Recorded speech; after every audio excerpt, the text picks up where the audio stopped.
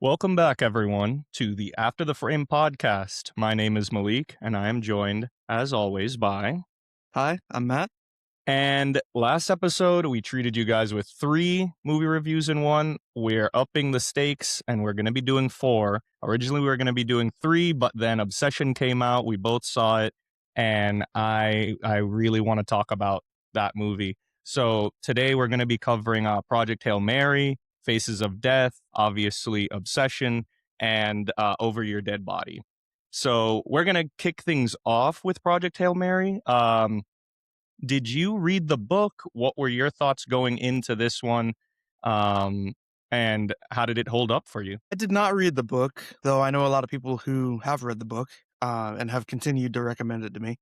Um, but I was immediately interested, kind of knowing not only the cast. I mean, I'll go see anything Ryan Gosling, but also from the directorate side. I mean, Phil Lord and Chris Miller put together some pretty good stuff. Lego Movie, Jump Street, those franchises. And I was excited for this one. And yeah, this one was a very pleasant experience. Yeah, would you say that this is their best film?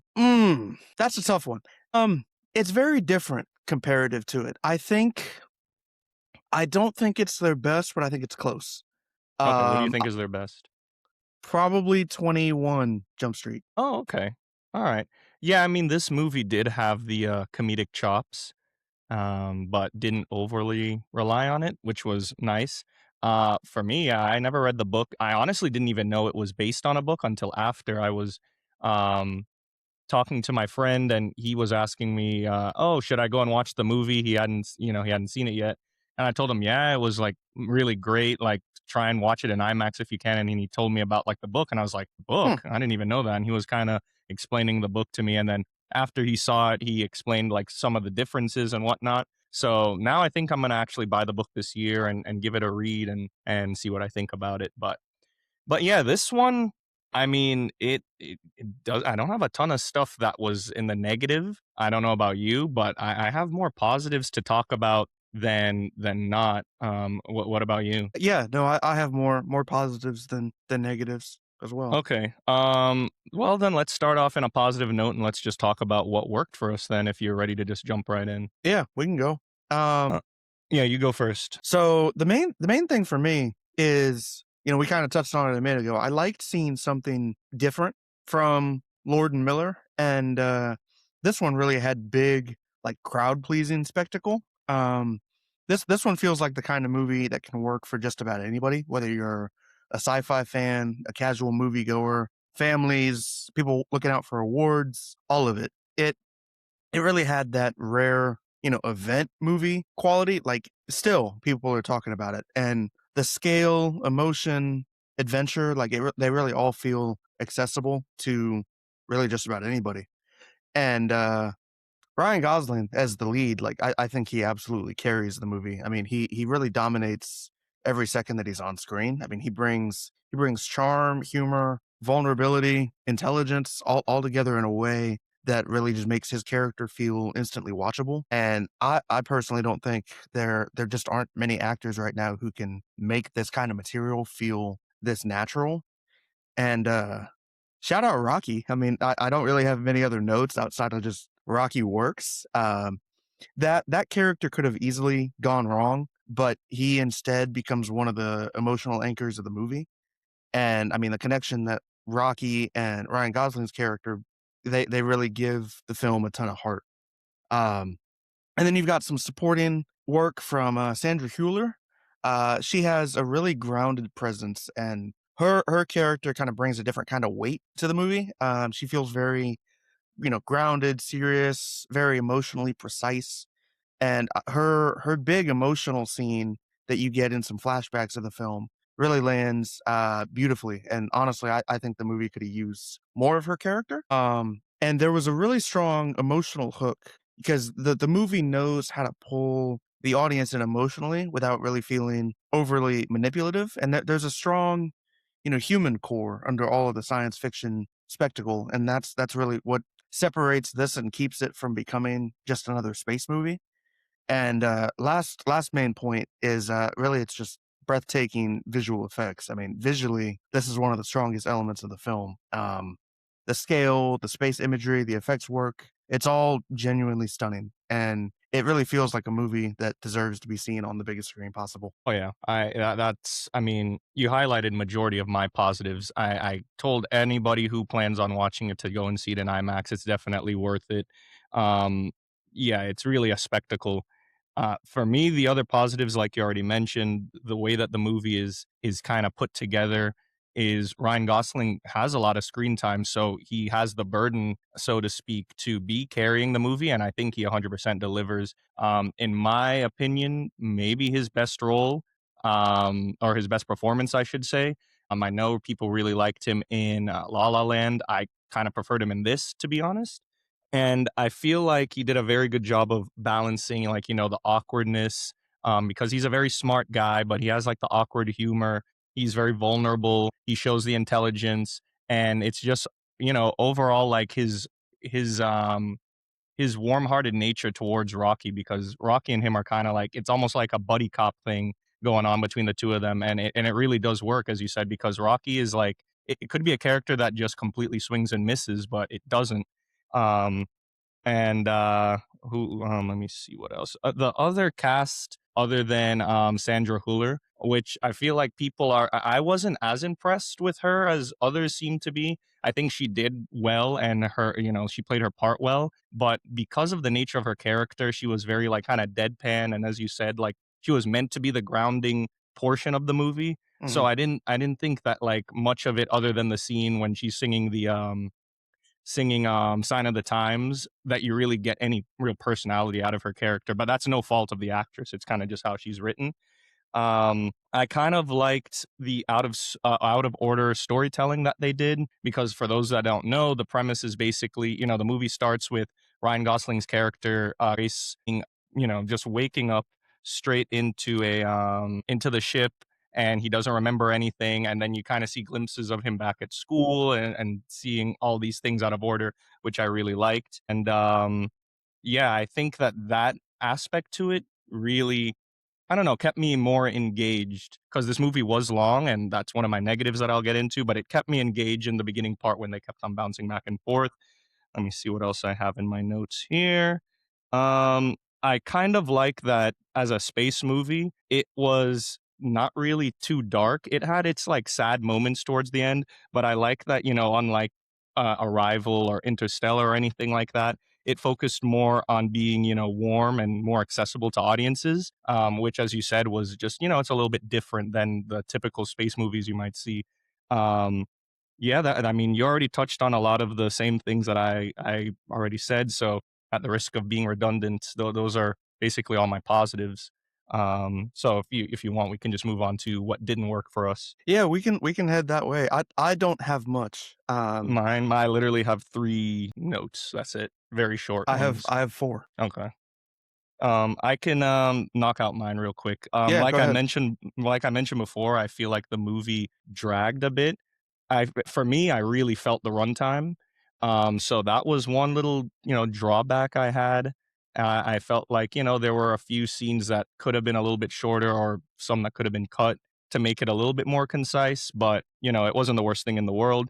Leading into that, I felt towards the end, the movie kept on doing that thing where it would go to a different scene that seems like it was setting up to go to the credits, and then another scene would happen. So I felt like the movie didn't know when to end, which was like a little weird, seeing as how the previous 90% of the movie was pretty consistent.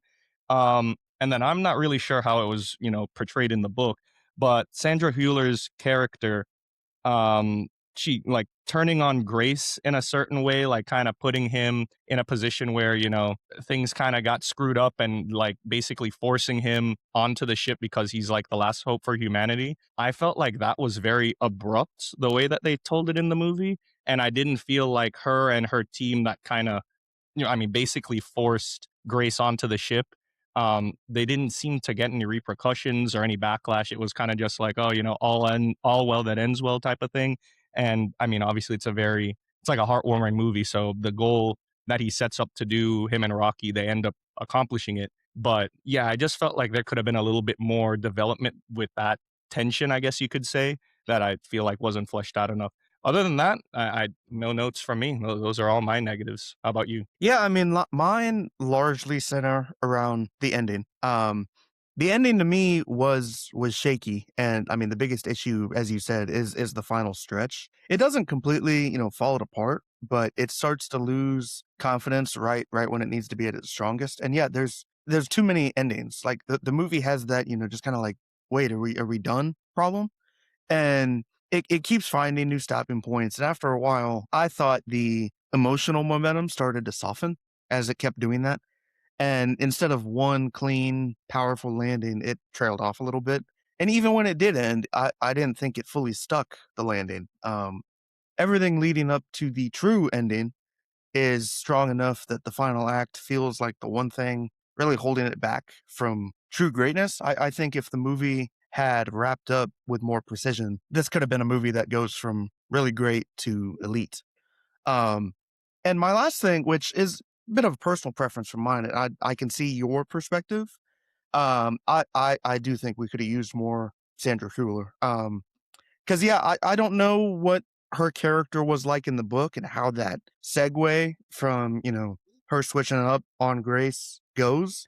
But I do think getting a little bit more clarity, but also a little bit more understanding of her character, like, in the immediate moment, like, we get why she's doing what she's doing. I mean, it's her job, but I would have liked to I would have liked to see more of her, and I mean, this isn't, a major flaw and, personal preference, but I thought her presence was strong enough that you really feel the absence when she wasn't around in those flashback scenes. And I thought the movie, gives you just enough to want more out of it. But yeah, that's really all I had. No, you know, major backlash or anything. Yeah, this movie easily went into my top 5 for the year. I mean, there's still a long way to go for the year to be done, but, um, I don't know. So far from what I've seen, Ryan Gosling's front runner for, best actor and Rocky for best supporting actor. Um, so I thought the movie was great, as you said. It's on the cusp of being excellent, in my opinion, being up there, but it just didn't really hit that mark for me. So yeah, you want to go into the ratings? Yeah, we can go ahead. What'd you give it? I gave it an 8.5 out of 10. Pretty close. I gave it an 8.9 out of 10. Okay.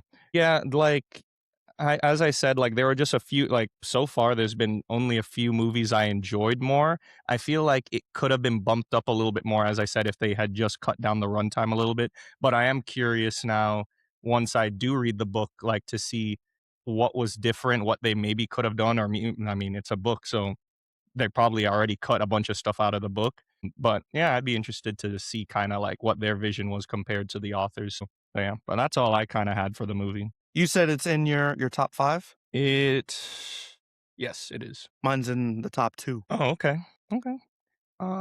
It was in top 2 until recently. And Fair enough. spoiler alert, Obsession is above this for me. But we'll get into that later on. So, any other thoughts on Project Hail Mary? Will you recommend it to people? Like, what? Any other thoughts you got? Yeah, I mean, absolutely recommend it to people. If you're a Gosling fan, a Sci-Fi fan, a Lord Miller fan, it's really close to greatness in my opinion. I mean, it's a visually stunning, emotionally engaging sci-fi spectacle. Ryan Gosling just delivers all-star movie star charm, and it's really one of the year's most memorable screen partners in Rocky. But yeah, I mean, if you want, a spoiler type alert, I mean, the only thing really holding it back is the ending, which wobbles when it should soar. But still, this movie is very big-hearted, breathtaking, crowd-pleasing sci-fi done right. So yeah, highly recommend. Yeah, same here. I think it's still in theaters for a little while longer, if I had to assume, because it's making money, so they're gonna, prolong that being in theaters. Yeah, if you still can see it in IMAX, I definitely recommend you do so. Well, all right, that does it for Project Hail Mary. Shall we move on to, you want to do Faces of Death next? Is that fine? Yeah, that works. Okay. So this movie, like I mentioned in the last episode, I've been kind of not, or I've been trying to avoid trailers now as much. I've been kind of just seeing teasers or not even watching the teasers. So same thing with this movie. I didn't know what to expect. I didn't really know what it was about. I knew Barbie Ferreira from well, I know her from Euphoria is in it, and that's about it. I didn't know who else in the cast was in it.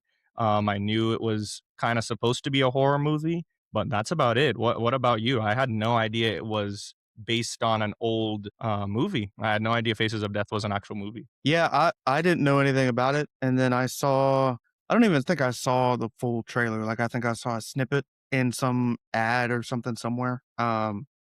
And went and saw it, and I was like, okay, that's pretty good. Yeah, I didn't know anything going in. Um, saw who was in it, and that was really it. But yeah, what did you before we get into the, specifics, what did you think about it overall walking out of the theater? It took some time for me to kind of like sit on it. But overall, I enjoyed it. It was a good experience. Okay. Yeah, I'm the same. Like I'll say that I didn't, I didn't love it, but it was, an entertaining time. Had some fun moments. But to me, nothing really to write home about, which we'll get into, I guess now. Do you want to do negatives or positives first this time? So I have 4 negatives. I have 6 positives. So I feel like I may have I may be a little higher than you. I have also 4 negatives, and my positives are a little bit more as well, but not as much as 6. I think, Okay. yeah, oh, yeah, I have 5. Yeah. So, Yeah, we slightly. can let's flip the script and go negatives first. Okay. You wanna start with negatives this time? Yeah. So I don't really have much.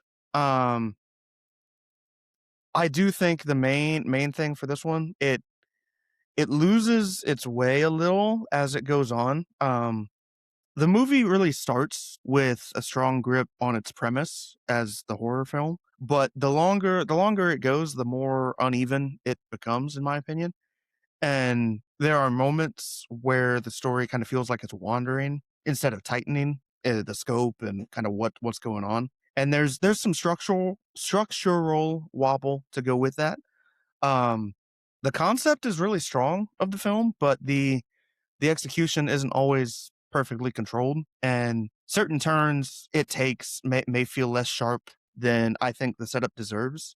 This one I'm gonna call out a movie from last year that I saw. I don't know if you did. Have you heard of American Sweatshop? I have not, no. Okay, so it was a movie that came out last year, and honestly the similarities from that to this one are really hard to ignore. Bottom line up front, American Sweatshop is not good.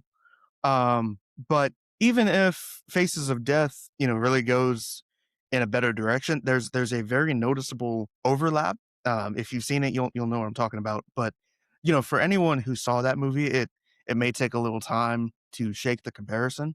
And as it did me, it took I like after I walked out, I was like, I feel like I've seen this before. And then I did some research. I'm like, oh yeah, like it's very similar. And lastly, last real negative is this movie is definitely not for everybody. It's a very grimy, uncomfortable horror movie. The subject matter and tone are very intentionally unpleasant, so some viewers may bounce off it hard. But that's all I had as far as negatives go. Okay.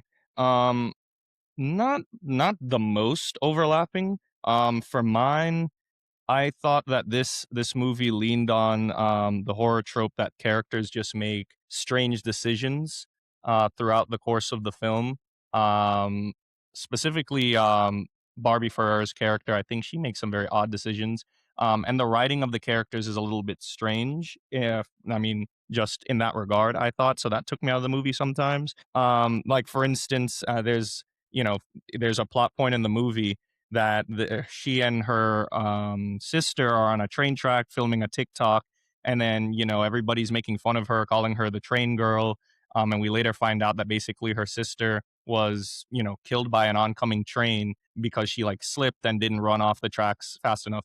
And I thought that that was very strange for the main character to continue to blame herself and everybody to kind of jump and dogpile on her when clearly in the video it's an accident. It's not like as if she was trying to do a trend and pushed her sister or did something irresponsible. Like it was like a freak accident. So I thought that was like very strange.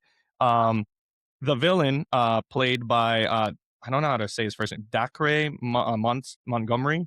I don't know how to say his first name, but I think he did a good job. I'll talk about him in the positives. But I thought that he had things a little bit too easy sometimes when he was going after his victims. Especially there was one time when he goes into Barbie Ferrera's apartment and goes to kill her or kidnap her and then kills her roommate.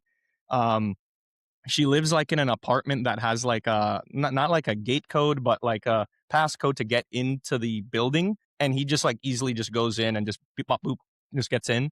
And I feel like for all of the people that he kind of went after, there was never anybody there to like stop him. So that also was like a very weird choice for me in the movie that like he kind of just got to do whatever he wanted. Um, and lastly, for me, I feel like the movie is unique in the horror genre. It's different. However, for some reason, like it just didn't leave a lasting effect with me. Like I feel like by next year I'm gonna be like, oh, yeah, I forgot that movie came out last year. You know what I mean? It didn't really leave me wanting more, and it didn't really leave like a lasting effect with me. So yeah, those are my four things that kind of drew back for me in this one. Okay. Very fair. As for the positives, mine are pretty short. I'll just condense them. I think that both the main leads, Barbie Ferreira and Dacre Montgomery, I'll call him, I think that they did a very good job with like the roles that they were given.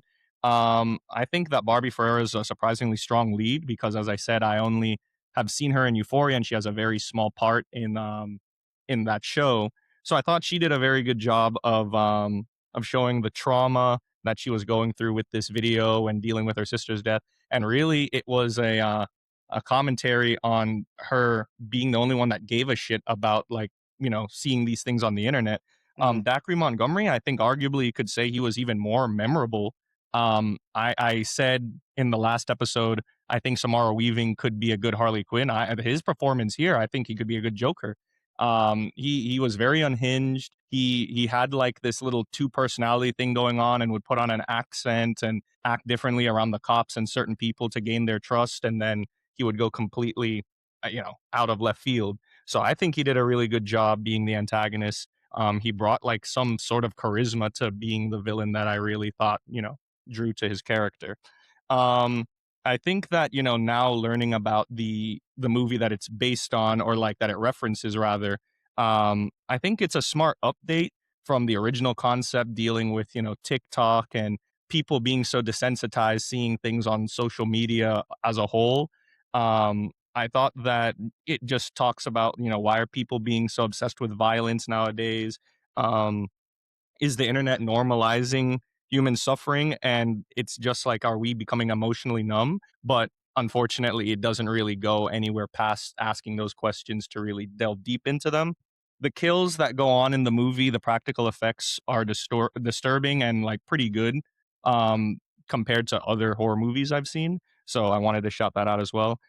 Yeah, I think that that's about it for my notes. I think yeah, like I said, it's a different take on, I guess, I don't know if you want to call it a classic, but a throwback movie, which I think is unique, but leaves a lot to be desired for me overall. What about your positives? Yeah, I mean, we definitely have some overlap. The main thing for me is that I thought the premise overall, is genuinely disturbing. I mean, it's really a horror movie that understands how ugly and uncomfortable its core idea is. And I thought it really leaned into that instead of softening it.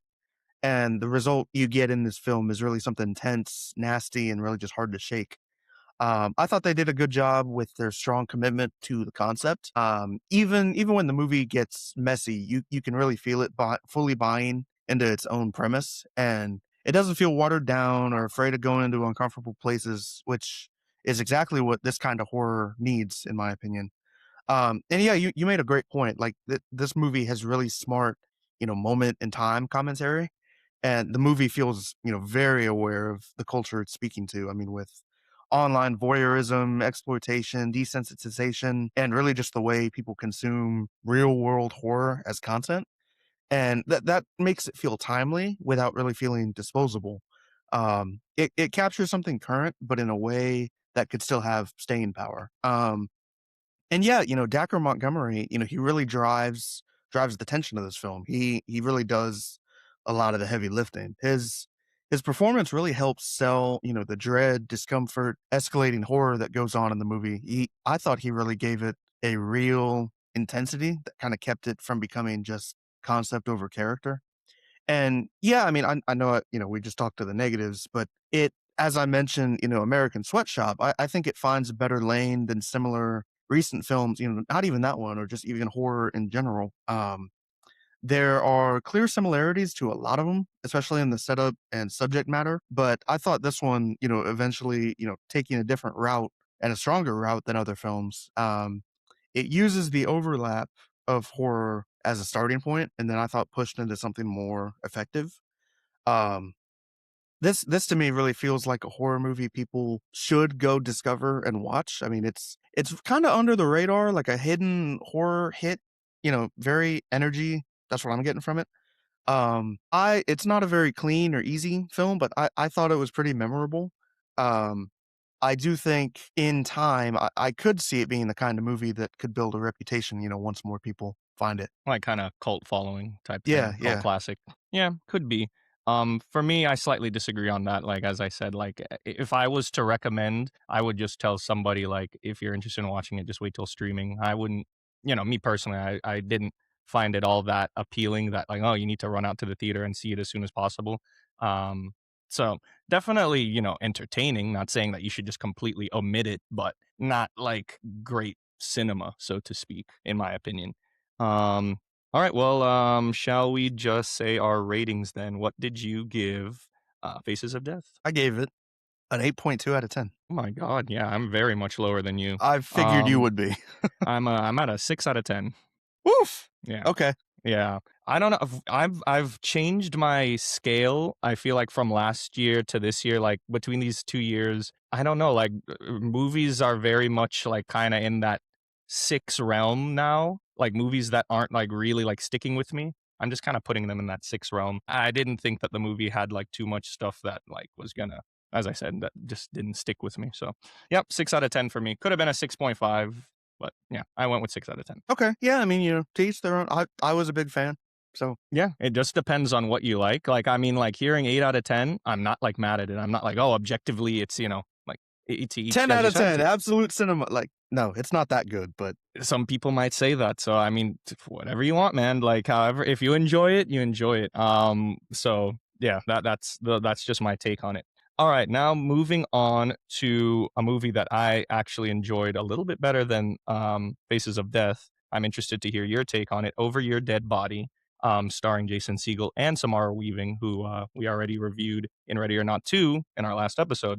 What did you think of this movie? this was another one, like, I didn't know anything about going in. I had recalled, like, as marketing was ramping up that Jason Segel was, like, doing a horror-ish movie, Mhm. horror comedy movie, and, I was, like, interested. Like, I'm a fan of Jason Segel. I mean, How I Met Your Mother, The Muppets, like, I'm just trying to think, He's also what great he's in been in. Shrinking, if you've seen Oh, that show. yes, Shrinking is Mhm. very good. And so, I mean, I've been a fan of his work, and I didn't know really anything about this one going in, and so I went in to see it, and yeah, I had a good time. Yeah, same here. I didn't even know this is, like, out of the scope for me. Like I never saw a poster for it, never saw a trailer, saw no buzz about it on the internet. It was actually my girlfriend that said, "Hey," because I mean we watched Shrinking together. She's like, "Oh, hey, I want to watch this movie. Jason Segel's in it." And I'm just like you. I mean I like all the stuff that he's been in. I like his humor. And then I also found out Samara Weaving's in it, and I was like, yeah, I like her so far in the things I've seen. So I was like, yeah, let's give it a try. And I also like thoroughly, and I wouldn't say thoroughly actually, I misspoke, but I enjoyed it for what it was. It is very over the top and goofy, but it's meant to be.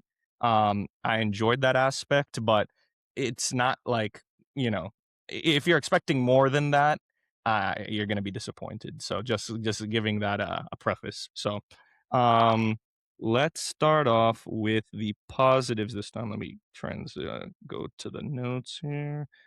Let's see. So yeah, I'll just shout out for the because mine are pretty short, I'd say. Um, I want to shout out Samara Weaving and Jason Segel. I think that Jason Segel, out of all of the roles that I've seen him play, this this was a little bit different. He still had the comedy chops going on, and a little bit of that awkwardness that he's known for, but this one seemed a little bit more sullen, I guess you could say. Um, but I kind of enjoyed that out of him, like something slightly different, still in his wheelhouse. It kind of reminded me of like a role that I'd expect Jason Bateman to play. For those who have seen like Ozark, Couples or he's in like a bunch of Vince Vaughn films. What's it called? The Breakup, all of those. He's very deadpan and like kind of sarcastic, and that's how Jason Segel came off to me. And I thought he did a really good job with that. Samara Weaving, I think she thrives in this kind of role. It's not the same vein as Ready or Not or Ready or Not 2, but still over the top, violent, funny stuff, which is what those movies are. This one, to me, is, a little bit more over the top, I guess, with the things that were going on. So yeah, I think I wanted to shout out both of them. I think they both carried the movie very well. Shout out to Kamal Nanjiani, the cameo at the end. I really enjoyed that as well. Um, I think that this kind of transitions into the negatives, but I'll get into more of it. I think that the film's biggest strength and weakness is the tone. I think it kind of gets lost in what it wants to be known as, because it is trying to be a comedy, but also be a commentary on, marriage and, lack of communication and things of that nature. Even infidelity, not trusting your partner, stuff like that. So, I feel like it did that its part in one sense, but towards the middle part, when they introduce the two convicts and the guard from the prison, I feel like it kind of turns into a Looney Tunes episode. So I feel like it didn't do a good job transitioning from this commentary. I mean, it was already over the top. For those that don't know, the premise is basically Jason Segel is taking his wife away for the weekend, like out into the cabins to quote unquote hunt or whatever. And his plan is to kill her. And then she catches on to his plan and wants to kill him. So it's already a little ludicrous, but the way it's played in the beginning of the film is a little bit more, I don't know how to put it. I don't want to say serious, but not as goofy as that second portion, if that makes sense. So I felt like that was a little scatterbrained to me. And then once those three kind of got introduced, it it was fun, but it just took me a little while to kind of be like, okay, now I've kind of settled in with this new tone they're going with. And then for the rest of the movie, it was just goofy fun and I was entertained. And my last point is I really like how every single time it kind of reminded me of Weapons. Anytime a character is introduced, it like kind of just shows, X amount of days before, X amount of time, hours before, and shows kind of how like their journey to get to that point, because all the characters kind of converge at the in the forest, in that hut or in that cabin. So those are the things that I really liked. So what were your positives? So before I dive into mine, I feel like I have to ask you a clarifying question. Hmm. Um, have you seen Pop Star Never Stop Never Popping with Andy Samberg? Yeah, the Lonely Island guys. No, Yeah. never seen it. Okay. So for those of you who don't know or haven't seen this movie, Over Your Dead Body was directed by one of the members of the Lonely Island. And that comedic voice is definitely for some people. It's definitely not for everybody, and you kind of have to see it to believe it. Um, this one, having that comedic voice in it, like it landed for me. Like if you're already on board with the Lonely Island style, like Akiva Schaffer is another member of the Lonely Island, and he directed the new Naked Gun, which came out last year. Um, and if you're, on board with that, like this is another strong example of why their comedy works. It has a very specific mix of absurdity, but confidence behind it, and really just silliness that, in my opinion, makes their projects easy to enjoy. And this project in particular, like the direction, the movie feels like it has a clear comedic identity behind it. I mean, the director understands the tone that he's working with, and the film really benefits from having someone who knows how to balance ridiculousness with actual structure. But the film as a whole is a fun, reliable comedy ride. I mean, this seems like the kind of movie that knows exactly what it is. And it's not trying to reinvent comedy. It's trying to be funny, weird, entertaining, and by that standard it works.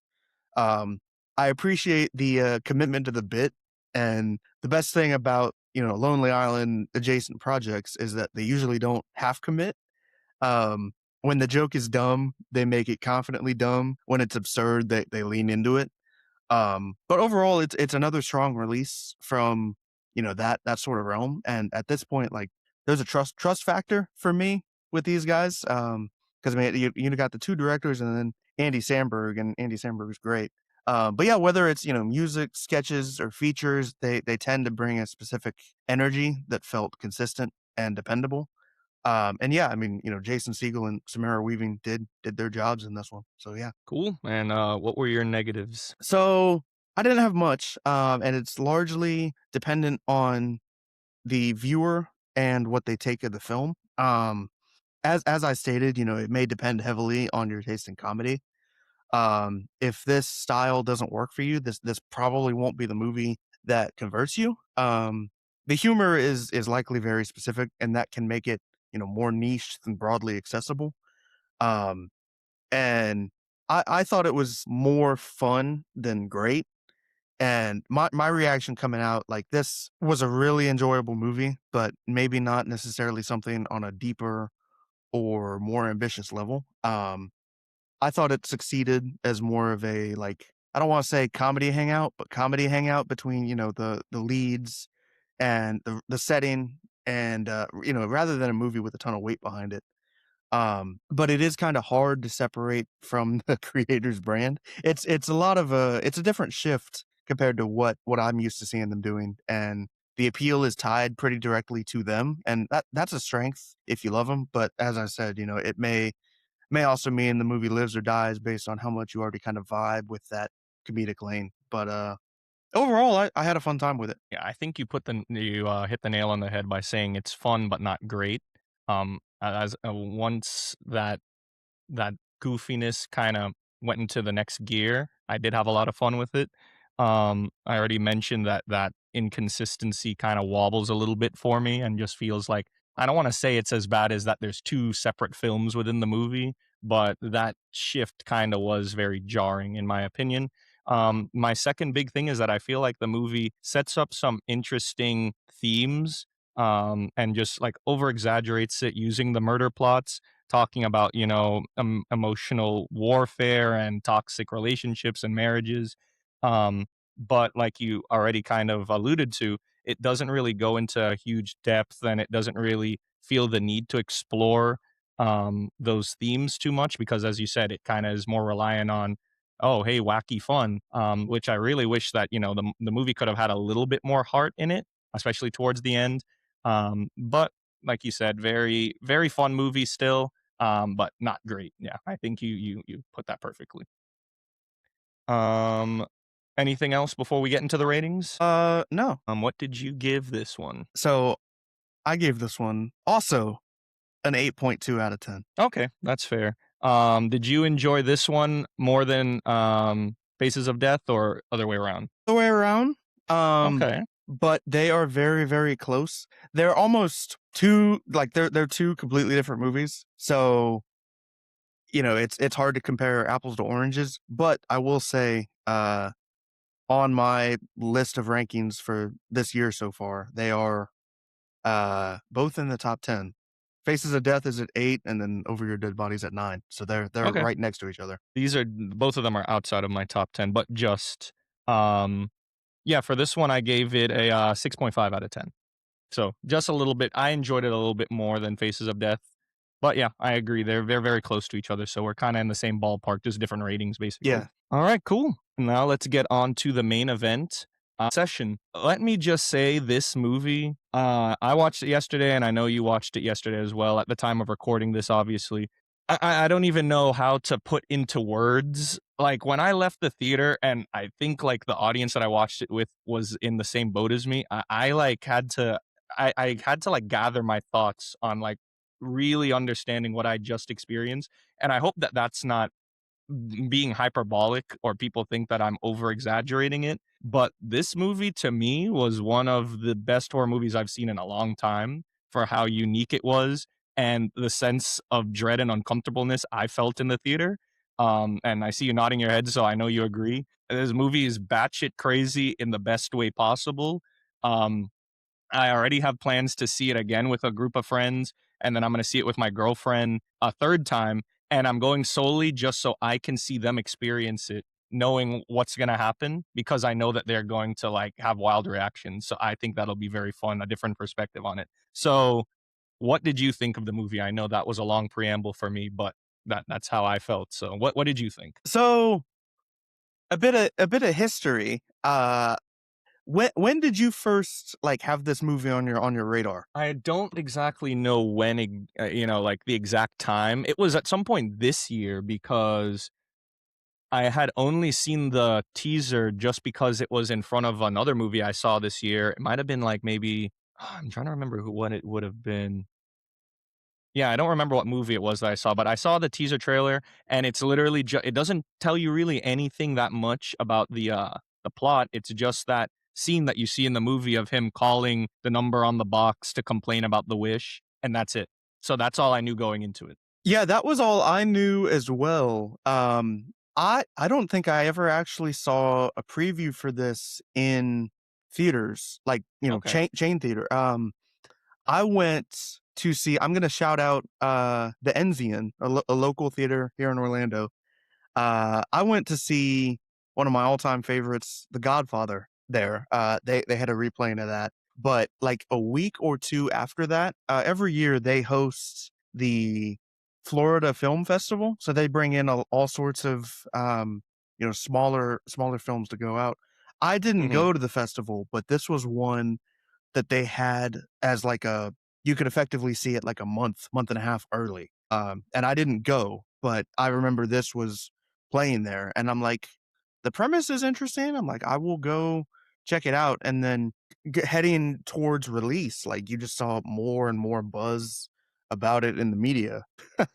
So yeah, I saw it last night by myself, and the theater was practically sold out. Like, there were a couple empty seats, like, all the way at the very front of the theater, but it was just me, and there was a solo guy to my right, there was a solo guy to my left, there were lots of couples and friend groups and things, but you made a great point with, like, the audience, like, reaction, like, we it felt like the connection was all, like, on the same page as things were happening on screen, like, yeah, it was like, a great experience, and yeah.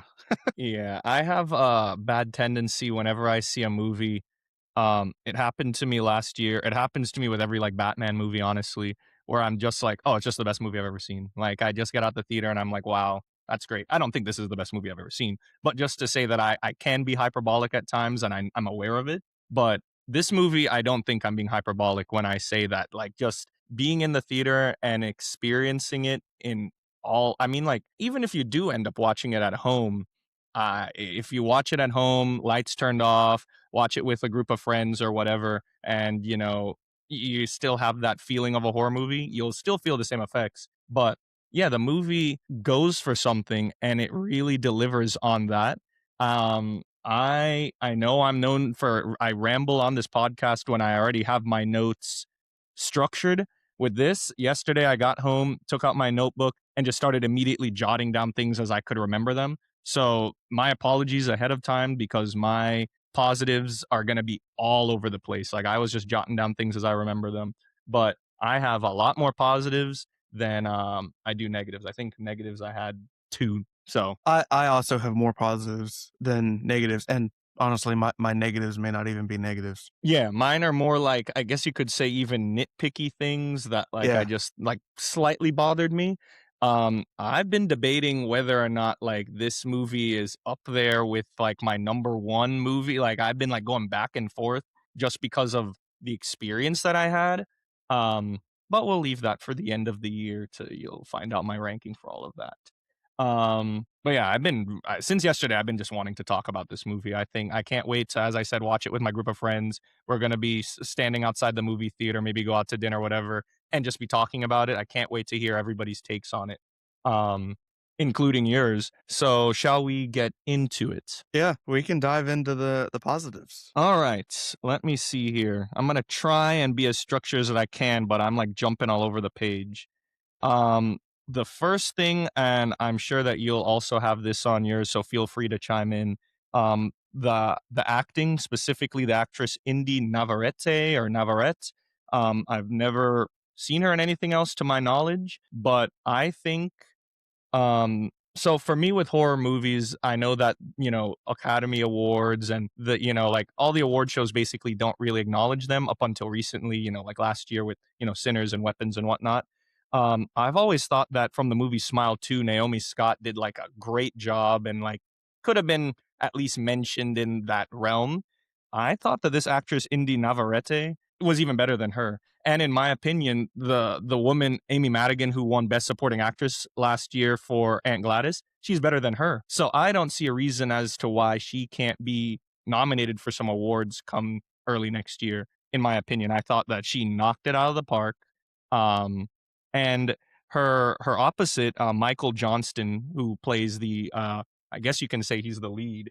Excuse me, hold on. He did a great job as well. Not as she's a step above everybody else in the cast, but he did a great job as well leading the film. So those are that's my main thing that I said, like writing it out. What about you? What did you think of the acting? I saw you were also nodding your head to that. Yeah, so touching on her, I mean, it's really just a breakout horror performance. I mean, this to me felt like a true like welcome to the big leagues moment. Like her performance is disturbing, intense. It's really just impossible to ignore. I mean, she makes the obsessive ha ha ha behavior really feel terrifying without really, turning it into feeling cartoonish. But yeah, I totally think this could easily end up being one of the standout horror performances of this year. Oh, 100%. For me going into I'm gonna try and clump together as much stuff as I can. The plot for me, as I gathered from watching that teaser trailer we talked about earlier, is that, this guy makes a wish, has to do with a girl, he comes to regret it, right? So the whole premise of this is that this guy, Bear, he's in his little close-knit friend group and he kind of has a crush on this girl, Nikki, played by Indy Navarrete, and he goes to like a store. I don't. They don't really explain what kind of store it is. It sells like crystals and stuff like that. I don't. Yeah, something like that, like a spiritual store. Gets this thing called a wishing willow. Thinks it's fake or whatever, and he's struggling. I thought like he was a major fumbler with this chick because he had so many opportunities in the movie to tell her how he felt, and he just fumbled every time. But besides that, he goes ahead and just makes the wish. He's like, oh yeah, I wish she like loved me more than anything. And from that like the movie was kind of like moving along, like trotting along. From that moment that he broke the stick and like made the wish, it like Yeah, flip of a completely different. switch. Yep. Like from that point to the ending, I was like cringing in my seat. Basically, it was so uncomfortable, which I really like. So the plot itself is very inventive. It's different, and I think that the swings that they take, they definitely hit. The cinematography and the music, I want to shout out. Every time that Nikki's character, you see that she's a little bit more unhinged now. They have her like basically in the shadows. I really like that. The music ramps up whenever the characters are either mad, like when she's yelling, the music gets really loud and stuff like that. It kind of reflects on how the characters are feeling. I like that. And the music gave a lot of tension to the scenes. I like that the character's motivation and the plot had like a little bit of a complicated look to it because it, you know, plays on the fact that if you are able, if you're trying to get with somebody, say, and you are able to like wish for them to love you, it kind of like plays on the whole theme of like, is it really love when like, this wish, is it really what you want? Because he was kind of getting what he wanted, but at the end of the day, it went completely to 11. So it played on that. And then it also played on the fact that, it's kind of his control over her. Like, is it really love? I like that aspect to it. The drama throughout it was really good. Let me see. I really liked the uniqueness of basically we find out that Nikki's consciousness is still in her body. And I guess this wish demon or whatever it is that took over her body to be the girl that Bear wanted is in the driver's seat, so to speak. If you've seen Split, like the one that kind of is in the chair. And Nikki has this great scene where she's asleep and she's talking to him, the actual Nikki, and is like begging him, just kill me. And I thought that that was delivered so well and so shocking. Um, all of Nikki's creepy movements that she does are really great, really unhinged.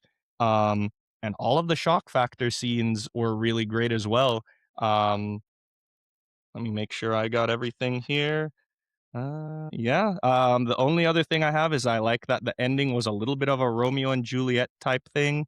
And I appreciated that after he made this wish, in the end, he actually paid a price. It wasn't like he just got off scot free. Yeah, I there wasn't won't. like a cop out or anything. Yeah, there was no cop out, which I was really happy because in the ending, I thought like he was just gonna walk away with the money and so on and so forth, and they were gonna be happy.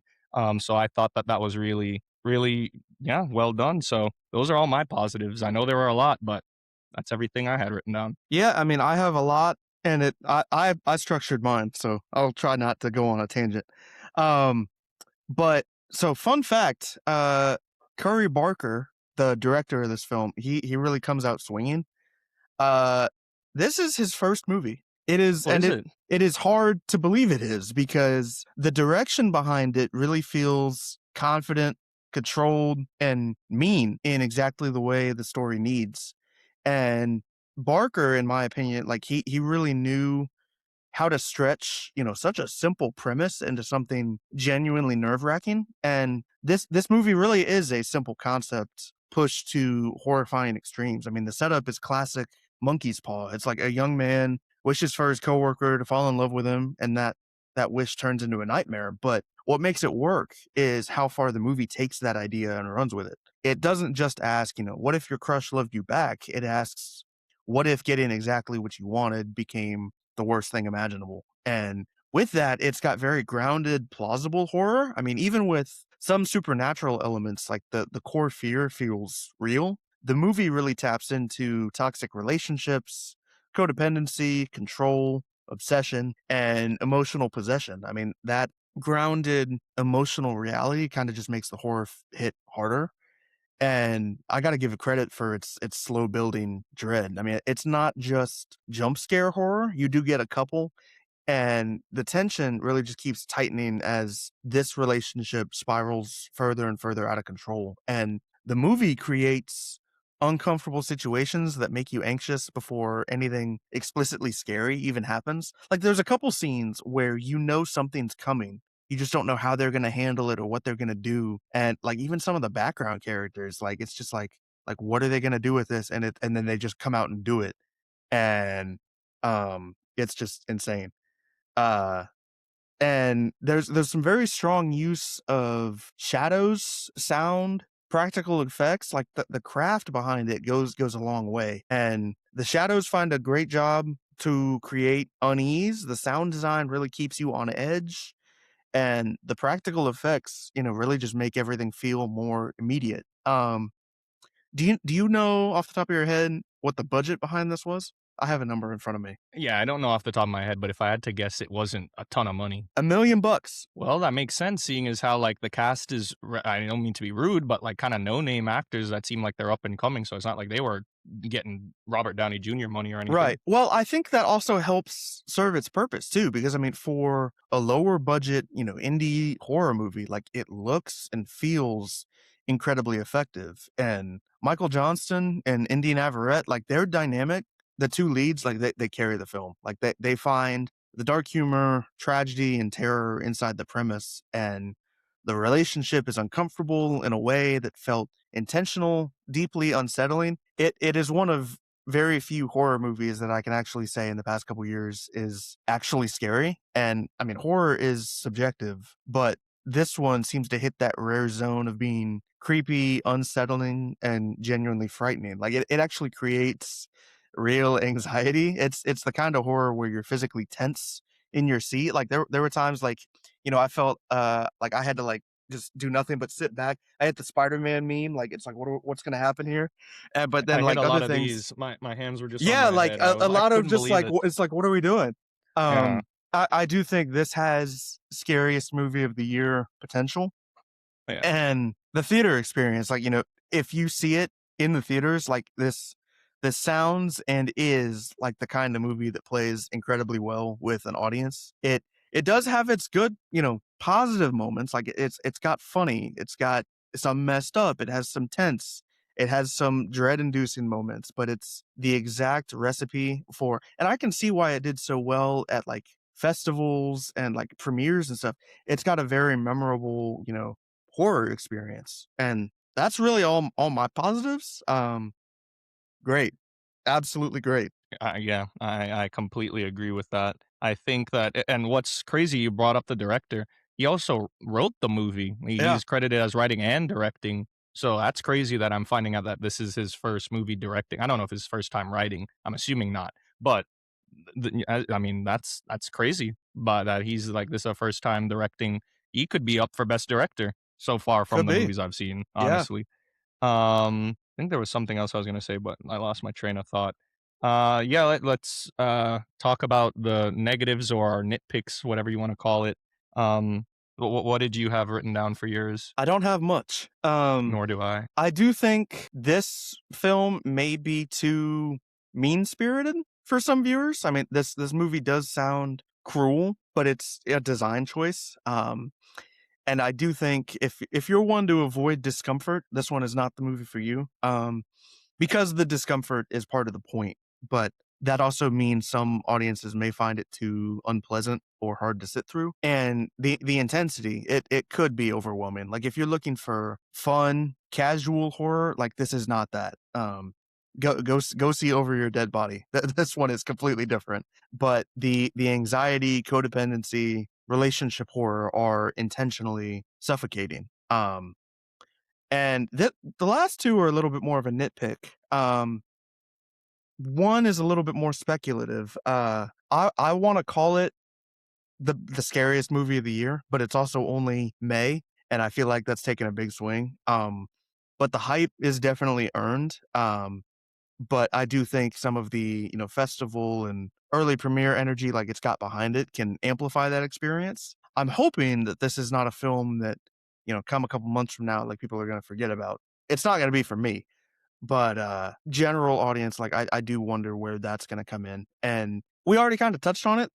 Last thing is it is a simple premise. Simple premises may not work for everybody, but it does stretch this one central idea as far as it can go. If someone doesn't buy into that, like the whole movie may not land as strongly. But again, that's entirely speculation. Like it hit for me, I know it hit for you, and it really depends on what you enjoy at a film.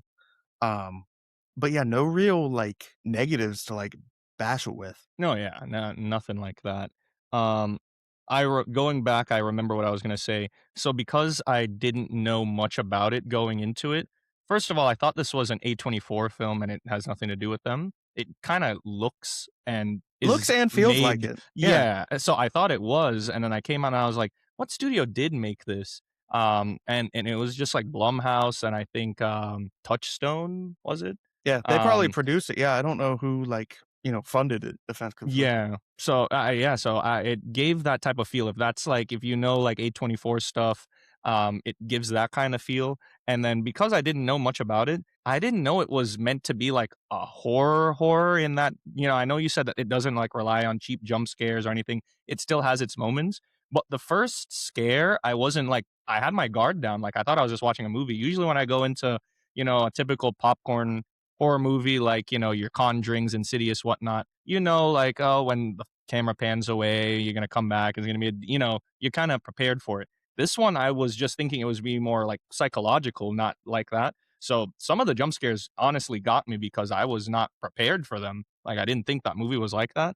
So yeah, I agree that as you said, it's some horror movies nowadays miss that scare factor, but this one hits those heights. Well, I mean, jump scares are not like even with the horror stuff, like you know things are coming, you just don't know how they're gonna handle like, what's her name? The scene where Bear leaves Nikki when they're in the bed and he goes to, I think her The name's park. yeah, he goes to the park and Hmm. his friend's there and they're, like, chatting in the car. I knew something was gonna come up. I didn't know what was gonna come When, up, yeah. and it happens, and you're just like it's just No, like, yeah, "Oh," it's like, yeah, that's what we're same doing. thing. My jaw dropped in that scene as well. No, yeah, I agree with that. My nitpicks are, I feel like the character of Bear. they wrote him to be a little bit dumb at times. So for me, I feel as though they wanted him to come off as a nice guy while also balancing the fact that he finds like he kind of comes to terms with the fact that he did in fact get his wish, that there's this cosmic magic thing that has happened. He knows that this is what's happening, but he still tries to make it work in his favor, and I feel like that innately is like the wrong thing to do, but the film doesn't want him to seem like a villain or the bad guy. So it just kind of writes him to be a little bit dumb at times. Like there's a scene where they're all, and this was great tension and great awkwardness. The scene where he ends up basically being forced to take her to that like party and they're in the basement playing Jenga. Um, his turn comes up to, they're playing drunk Jenga and you read the stuff that's on the block you pull. Um, and that whole scene is great, but I just thought like knowing how has been acting the whole film since he's made the wish. He reads out loud, kiss the person to your left, and it's not Nikki. Just drink. Like, why would he just not read it to himself and just drink and say, pass? Like, so he does stuff like that. Or, there's a whole plot line with like his cat and everything, and Nikki ends up packing him a lunch, and he ends up eating the cat. Don't And I'm get like, me started how the on the fuck do you cat. not know that you don't smell the carcass? You don't Yeah. like the things like that where I was like, dude, like, come on. And then to me, it also took him a very long time to like lock in and be like, no, this fucking wish actually worked. He was kind of just, playing it off like it wasn't. So I feel like they had to make him a little bit dumb at times. And I was like, come on, man. Like you gotta be better than. Well, like the scene where he's trying to go to work, like before the cat BS, he's trying to go to work and the doors like completely duct tape like shut. Like Where it's the like hell did she get all that duct tape? yeah, it's Who like has that much in their it's like house? you see him looking up and it's like, huh, I wonder what he's looking at. And then it goes and you're like, okay, like that's what we're doing now. And I'm surprised from that moment. He's like, yeah, I'm out. Like, okay. Yeah, I saw a lot of people, like I watched a few YouTube videos after I watched the movie yesterday, and so many people said that that first scene when he's coming home from work, Mm-hmm. and that's the scene that I talked about, that he sits outside of his house and he calls the number to talk about the wish. During that scene, it continues going on past the teaser. He act like the guy knows, like he's talking to like customer service, I guess, and the guy knows Nikki's name, and you hear like Nikki screaming like as if he has her like trapped, and then he just hangs up and he's like, all right, I'm going into the inside, like as Yeah, if it it's was like, nothing. okay. So yeah, I felt like they wrote him very weird sometimes. Still very well acted, and those were just like little instances throughout the movie where I was kind of odd. Let's see. Yeah, the scene that you alluded to where he leaves to go to the park, and then a thing happens. I'm not going to necessarily say what happened, but Nikki just somehow knows where he is. I guess that's just a part of the magic, but I thought that that was a little bit like out there as well. And then I had one more point here. So the actual wish itself, I kind of wanted it to be that it was a special instance with just him, but it turns out that those wishing sticks just work. Mm-hmm. And he goes on like I thought it was pretty funny, their version of Reddit, thread it, because I guess they didn't want, the copyrights. And he's, doing what anybody would do. Whenever you have like an issue and you're like, what the fuck's going on? Go to Reddit. That's what I do. And he's reading through the Wish Willow thread, and some people are like, oh, it doesn't work. Oh no, it definitely works, whatever. And as we can tell in the movie, I mean, the people that sell it say that, oh, people come back and complain about their wish. The second guy says like, oh, there's nothing you can do. You can't undo it or whatever. I kind of think that that opened up Pandora's box to be like, don't you think that more people would know about this? If people are, we see somebody make a wish, I wish I have $1 billion, and it just falls from the sky. I think like humanity would, if this was an actual thing, I think that the movie would play very different. So I think that they should have found a way to kind of make it that when he showed up that second time to get more sticks, that maybe like what the guy was joking around with him, like, oh, I don't know what Wish Willow is.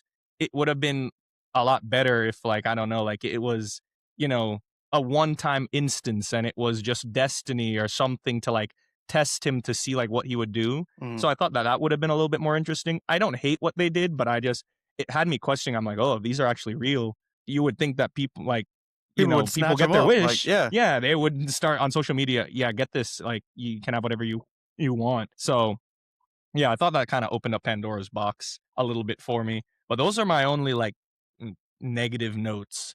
I have 90% more positives about this movie, and, as I said, I've been telling everybody about it. People, like, that saw my story yesterday are like, "Oh, was it how was it? Like, what?" And I keep telling everybody anything I say, "I'm not telling you anything. I'm just telling you go watch the movie, go into it not knowing anything, don't see any like, just go and watch," and that's what I've been telling everybody, so, yeah, those are all my notes on it, positive and negative. Yeah, I mean, I think that's the best way. Best way to go in blind. Yep. Alright, let's go to ratings. I'm curious to see what you gave this. So what did you give Obsession? So I'm gonna give a caveat because before I finalize my rating, I think I need to see it again. Um, I have a number. That number is an 8.7 out of 10, but I feel like I need to see it again to lock it in because I think it totally could go up from there. I don't see it going down from there.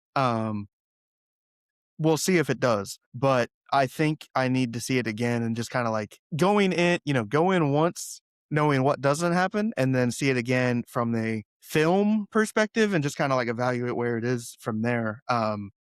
So at the moment, that's where I have it, but I feel like I would recommend a second experience to kind of like fully take it all in. When I when I drove home last night, like putting it into perspective, like how much this movie like can change you.